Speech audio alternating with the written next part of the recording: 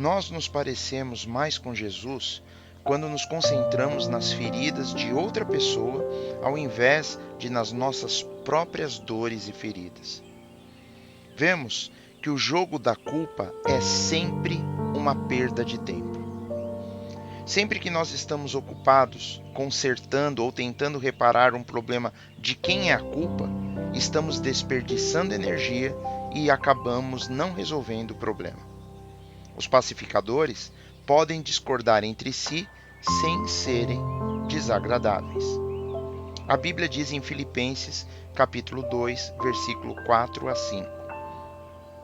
Não atente cada um para o que é propriamente seu, mas cada qual também para o que é dos outros, de sorte que haja em vós o mesmo sentimento que houve também em Cristo Jesus.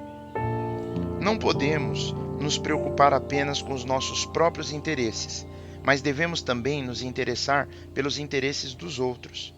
Nós precisamos buscar a ter a mesma atitude que Cristo Jesus teve. Na realidade, nós temos muito que aprender e amadurecermos nessa área da pacificação. Eu sei o quanto é difícil e eu mesmo já me vi precisando revisar essas lições de pacificação em minha vida. É muito fácil, no calor da emoção e do nervoso, nós perdermos a paciência e esquecermos tudo que a palavra do Senhor nos ensina.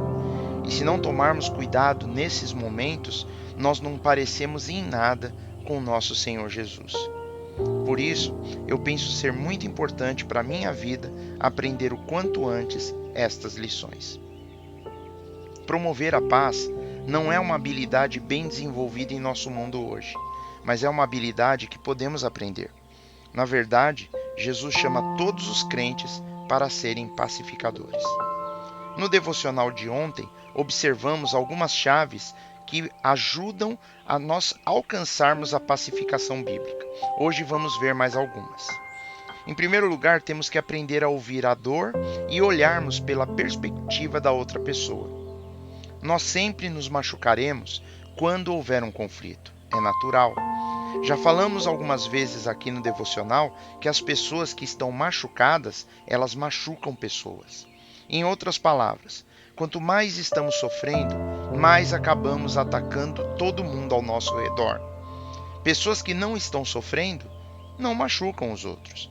É por isso que os pacificadores ouvem a mágoa da outra pessoa e entendem a perspectiva dessa pessoa. Alguém já disse uma vez: procure sempre compreender antes de tentar ser compreendido. Vimos no versículo de hoje que não podemos nos preocupar apenas com os nossos próprios interesses, mas também devemos nos interessar pelos interesses dos outros. Nós devemos procurar termos a mesma atitude que Cristo Jesus teve. Isso significa que somos mais parecidos com Jesus quando nos concentramos nas feridas das outras pessoas e não nas nossas próprias. Em outro ponto de vista também, outra lição, nós precisamos aprender a falar a verdade com muito cuidado. A verdade nos liberta, mas devemos dizê-la com amor. A Bíblia nos ensina a falarmos a verdade em amor, porque só falar a verdade não é suficiente. Não é apenas o que nós dizemos, mas é a forma como dizemos. Se nós falamos de uma forma ofensiva, isso certamente será recebido na defensiva, e aí começa uma discussão. Deus é muito específico sobre os tipos de palavras que estão fora dos limites daquilo que um cristão possa falar. Podemos chamar essas palavras de armas de destruição em massa. Palavras de destruição em massa. Estas são palavras que elevam o conflito a um nível totalmente novo. É como jogar gasolina na fogueira. Palavras de raiva, palavras ofensivas e de censura acabam sempre sendo inúteis. Elas apenas criarão mais problemas. Podemos ver no versículo de Colossenses, capítulo 3, versículo 8, onde Paulo nos diz: mas agora despojai-vos também de tudo, da ira, da cólera, da malícia, da maledicência das palavras torpes da vossa boca. Colossenses, capítulo 3, versículo 8. O Senhor nos ensina que não devemos mais dizer coisas insultuosas ou cruéis para as pessoas. Precisamos resolver o problema, não chegar à conclusão de quem foi a culpa. Nós precisamos aprender a atacar o problema, não atacarmos uns aos outros. O jogo da culpa é uma perda de tempo. Sempre que estamos ocupados tentando procurar quem é o culpado, estamos desperdiçando energia e não vamos resolver o conflito. Precisamos nos concentrarmos na reconciliação, não na resolução do problema. Reconciliação significa restabelecer o relacionamento. Significa que não estamos nos apegando em nenhuma mágoa. Nós enterramos as armas, enterramos a machadinha.